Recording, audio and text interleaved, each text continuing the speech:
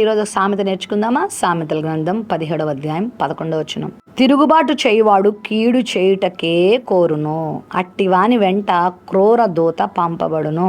చాలాసార్లు లోబడే కంటే తిరుగుబాటు చేయటమే మనుషులు అలవాటు చేసుకుంటూ ఉంటారు. లోబడ్డం వాళ్ళకి చాలా కష్టంగా అనిపిస్తుంది. తిరుగుబాటు చాలా సులువైన పనిగా అనిపిస్తుంది. కానీ తిరుగుబాటు ఎంత ప్రమాదకరమైందో తెలుసా? తిరుగుబాటు చేసే వాళ్ళట కీడుకు వారి జీవితాలు లోపరుచుకుంటారు. వారు కీడులు చేయటమే కాదు, వారికి కూడా కీడులు కలుగడానికి వారే కారకులు అవుతూ ఉంటారు. క్రూర దూత వారి వెంట వస్తుందంట. లోబడే వారి వెంట దేవుని దూత ఉంటారు, దేవుని ఆత్మ ఉంటారు, దేవుని సన్నిధి ఉంటుంది. తిరుగుబాటు చేసేవారి వెనకాల క్రూర దూత ఉంటుంది. నువ్వు నీ పెద్దల మీద తిరుగుబాటు చేస్తున్నావా? దేవుని మీద తిరుగుబాటు చేస్తున్నావా? దేవుని ఆత్మతో నడిపించబడే వారి మీద తిరుగుబాటు చేస్తున్నావా? నీ తల్లిదండ్రుల మీద తిరుగుబాటు చేస్తున్నావా?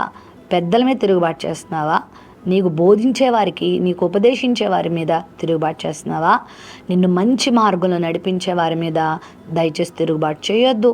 దేవుని సేవకుల మీద తిరుగుబాటు చేయొద్దు. నిన్ను మంచి మార్గంలో నడిపించడానికి నీ కొరకు కష్టపడి నిన్ను పెంచి నేను ఎంతగా చేసినటువంటి తల్లిదండ్రుల మీద తిరుగుబాటు చేయొద్దు, పెద్దల మీద తిరుగుబాటు చేయొద్దు. తిరుగుబాటు చేస్తే నీ వెనకాల క్రూర దూత పంపబడుతుంది. దురాత్మలు నీ వెనకాల వస్తాయి. లోబడే ఆత్మ నీకుంటే దేవుని ఆత్మ నీతో ఉంటారు, నిన్ను నడిపిస్తారు, నిన్ను శ్రేష్టమైనటువంటి గమ్యానికి చేరుస్తారు.